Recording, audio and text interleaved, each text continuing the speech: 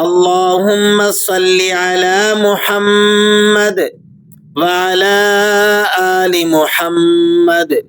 قرآن کریم کے رشتے سے جڑے ہوئے تمام بہن بھائیوں کو السلام علیکم۔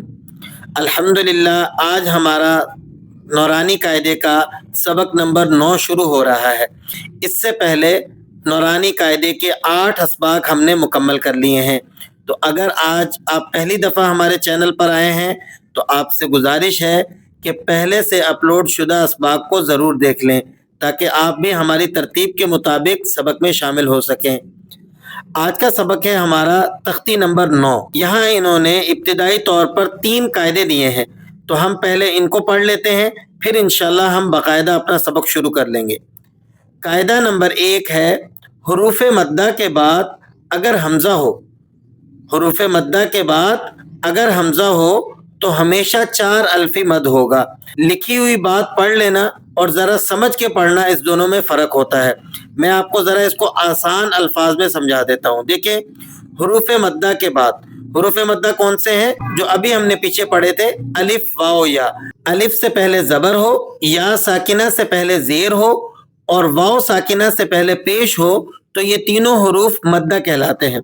تو اب یہاں قاعدہ نمبر 1 ہے حروف مدہ کے بعد اگر حمزہ ہو تو ہمیشہ 4 الفی مد ہوگا۔ ایک بات اضافی یہ ہے کہ اگر حمزہ اسی کلمے میں، یعنی جس کلمے میں حروف مدہ ہے، حمزہ بھی اسی کلمے میں ہے، تو اس مد کا نام ہے مد واجب، مد متصل اور جائز۔ 3 نام رکھے گئے ہیں اس کے، اور اس کی مثال دیکھیں، جیسے جاء۔ اب یہاں دیکھیں حروف مدہ اور حمزہ دونوں ایک ہی کلمے میں جمع ہے۔ یہ الف مدہ ہے اور آگے حمزہ ہے اور دونوں ایک ہی کلمے میں ہیں، تو اس کو کہیں گے مد واجب، مد متصل اور جائز۔ اس کی مقدار کتنی ہے؟ 4 الف، ورنہ مد منفصل کہلاتا ہے۔ اب یہ کیا بات ہے؟ یعنی حروف مدہ اور حمزہ ایک کلمے میں نہ ہو بلکہ الگ الگ کلمے میں ہو تو اس مد کو مد منفصل کہتے ہیں۔ جیسے مثال دیکھیں، اِنَّا انزلنا۔ اب یہ اِنَّا کے آخر میں الف مدہ ہے اور یہ الگ کلمہ ہے، اور انزلنا کے شروع میں پہلا حرف حمزہ ہے لیکن یہ الگ کلمہ ہے۔ تو حروف مدہ اور حمزہ الگ الگ کلمے میں ہوں تو اس کو کہتے ہیں مد منفصل، اور مقدار اس کی بھی 4 الف ہے۔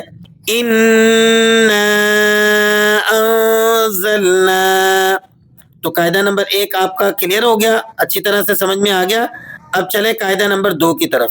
اگر حروف مدہ یا حروف لین کے بعد سکون ہو، حروف مدہ یا حروف لین کے بعد سکون ہو تو وہاں بھی مد ہوگا، اور اگر سکون پہلے سے ہی ہے تو اس کو مد لازم کہتے ہیں، اور اس کی مقدار 5 الف ہے۔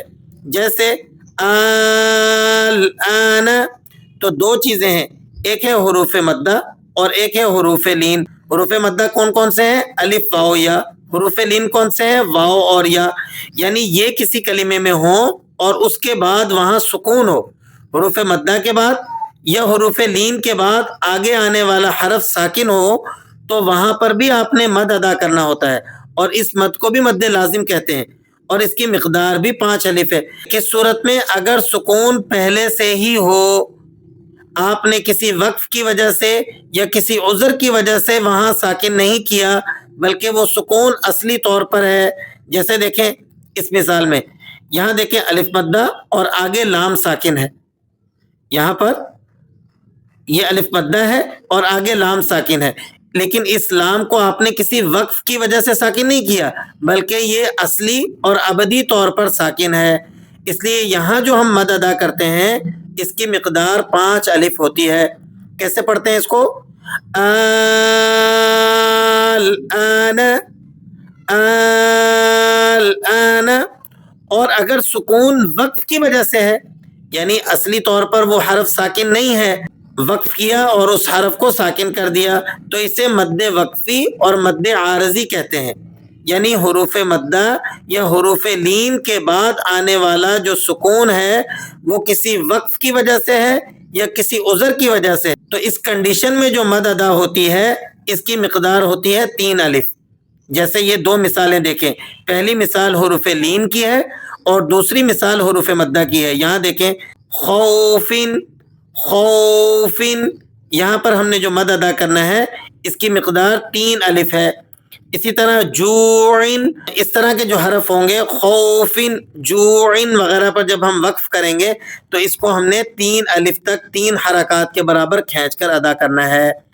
تو قاعدہ نمبر 2 بھی ہمیں سمجھ میں آ گیا. تیسرا قاعدہ ہے کہ را کے اوپر زبر یا پیش ہو تو موٹی پڑھتے ہیں. یعنی جہاں جہاں قرآن کریم میں را پر زبر یا پیش آئے گا تو اس را کو ہم نے منہ بھر کے موٹا کر کے پڑھنا ہے، اور اگر زیر ہوگا تو را باریک ہوگی. یعنی کسی بھی کلمے میں را ایسا ہو کہ اس کے نیچے زیر ہو تو ایسی را کو آپ نے باریک کر کے پڑھنا ہے. تو تینوں قاعدے الحمدللہ مکمل ہو گئے. اب ہم چلتے ہیں آگے آنے والے کلمات پر، اس کی مشق کر لیتے ہیں. اب یہ جو کلمات ہمارے شروع ہو رہے ہیں اس میں ہم نے پیچھے پڑھے ہوئے 4 طرح کے جو قواعد ہم نے پیچھے پڑھے ہیں نا، اب ان کا ہم نے یہاں اجرا کرنا ہے. مثال کے طور پہ کھڑی حرکات، کھڑا زبر، کھڑی زیر، الٹا پیش. اسی طرح حروف مدہ ہم نے جو پیچھے پڑھے ہیں واو الف یا، اور حروف لین واو اور یا، اور چوتھی چیز ہے تنوین. یہ جو پیچھے ہم نے قواعد پڑھے ہیں حروف مدہ اور لین کے، اسی طرح حرکات میں کھڑی حرکات اور تنوین، ان تمام قواعد اور حرکات کا ہم نے اب ان الفاظ کے اندر اجرا کرنا ہے. تو آپ نے میرے ساتھ ساتھ پڑھ لینا ہے تاکہ آپ کے بھی یہ قواعد اچھے طریقے سے مضبوط ہو جائیں. حمزہ کھڑا زبر آ، میم زبر ما، آم، نون زبر نا، آمن، وقفن، آمن. دیکھیں کھڑا زبر کو آپ نے کھینچنا ہے اور میم اور نون کو نہیں کھینچنا، کیونکہ ان دونوں کے اوپر جو حرکات ہیں وہ زبر کی ہیں اور زبر زیر پیش کی حرکات کھینچی نہیں جاتی. آمن، وقفن، آمن. حمزہ کھڑا زبر آ، واو کھڑا زبر وا، آوا، وقفن، آوا. حمزہ کھڑا زبر آ، نون زیر نی، آنی، یا زبر یا، آنیہ، تا دو زیر تن، آنیتن، وقفن، آنیہ. یہ گول تا جو ہے اسے آپ نے وقف کی حالت میں ہا بنا دینا ہوتا ہے. آنیہ. حمزہ کھڑی زیر ای، لام کھڑا زبر لا، ایلا، فا زیر فی، ایلافی، ایلافی، ایلافی، وقفن، ایلاف. حمزہ یا زبر ای، نون زبر نا، اینا، اینا. حروف لین ہے، یا ساکنہ ما قبل مفتوح ہے، حروف لین ہے، نرمی کے ساتھ پڑھیں گے، بغیر جھٹکے کے پڑھیں گے، مجھول ہونے سے بچا کر پڑھیں گے. اینا، وقفن، این. با زیر بی، ہا کھڑی زیر ہی، بھی، وقفن، بھی. جیم الف مد زبر جا، حمزہ زبر آ، جا، وقفن، جا. مد متصل ہے، جائز ہے، مقدار اس کی 4 الف ہے. پیچھے ہم نے قاعدہ نمبر 1 میں اس کی پوری تفصیل پڑھی ہے. جیم الف مد زیر جی، حمزہ زبر آ، جی، وقفن، جی. ہا الف زبر ہا، رو دو زیر رن، ہارن، وقفن، ہار. یہ را باریک ہوگی. ہم نے ابھی پیچھے پڑھا تھا قاعدے میں کہ را کے نیچے زیر ہو. زیر سے مراد وہ تمام حرکات جو نیچے کی طرف آتی ہیں، یعنی زیر، 2 زیر اور کھڑی زیر، ان تمام کا حکم ایک ہی ہے. ہارن، وقفن، ہار. نون الف زبر نا، رو دو زبر رن، نارن، وقفن، نارو. اس را کو آپ نے موٹا پڑھنا ہے. را پر زبر ہو یا 2 زبر ہو، یعنی اوپر کی جانب آنے والی تمام حرکات میں را کا یہی حکم ہے کہ را کو موٹا پڑھا جاتا ہے. نارن، وقفن، نارو. خا یا زبر خی، رودو پیش غن خیرن وقفن خیر دال الف زبر دا واو الٹا پیش وو داوو دال پیش دو داوودو داوودو. یہاں پر دیکھیں الف مدہ ہے، ایک تو آپ نے دال کو اس لیے کھینچنا ہے، واو پر الٹا پیش ہے کھڑی حرکات میں سے، اسے بھی آپ نے الف مدہ کی طرح کھینچ کے پڑھنا ہے. تو دونوں کا خاص خیال رکھیں، الف مدہ کو بھی کھینچیں اور واو مدہ کو بھی کھینچیں. داوود وقفن داوود.